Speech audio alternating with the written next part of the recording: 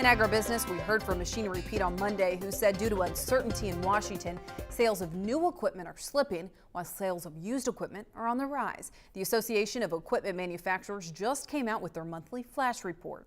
It shows September tractor sales are down, but year-to-date sales are up. For the month of September, all tractor sales were down 3% compared to the same time last year. Four-wheel drive tractors took a hit, dropping 22% from last year.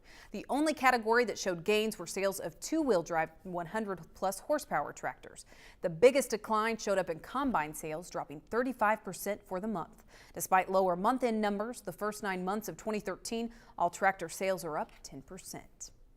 It's more than just yields driving prices today. Outside groups have become large market players. So just how powerful are the funds? Al Pell discusses in this morning's analysis. Al?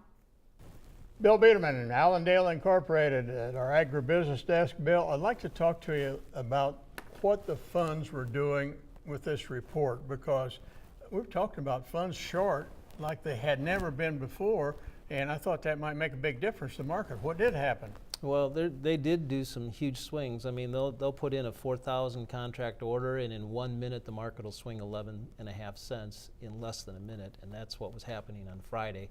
You know, we saw beans jump up 10 cents. They went down 10 cents. The next minute they were up 25. The next minute they were up 8. Really? It was just a very volatile day.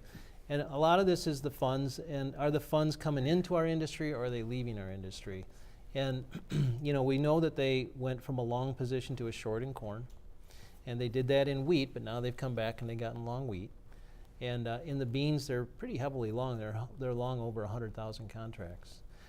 So what we see down the road, though, is that the funds in general seem to be reducing or leaving their long positions in agriculture and in energies. And they're putting that money into other things. And a lot of this, of course, is what the Fed Bank is doing, and they're going to trade the policy of the federal bank and the federal government.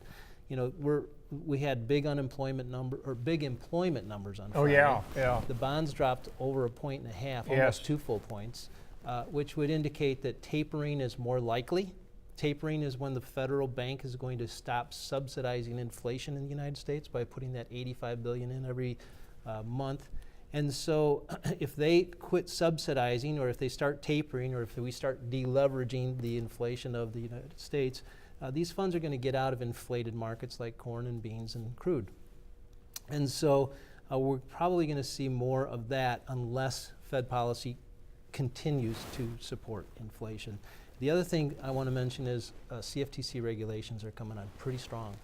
And it's going to affect how these people can capitalize their positions and how many size positions they can put on. And that could also affect them leaving these commodities a little bit from where they were. And that's going to make a bearish trend for the people watching your show. Okay, thank you very much.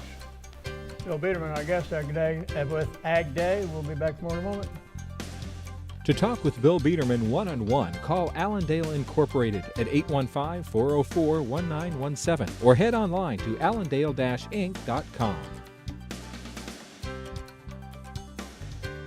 Ag Day, brought to you by Stratego Yield Fungicide from Bayer, official fungicide of the Yield Bump. Stratego Yield, healthy fields, higher yields.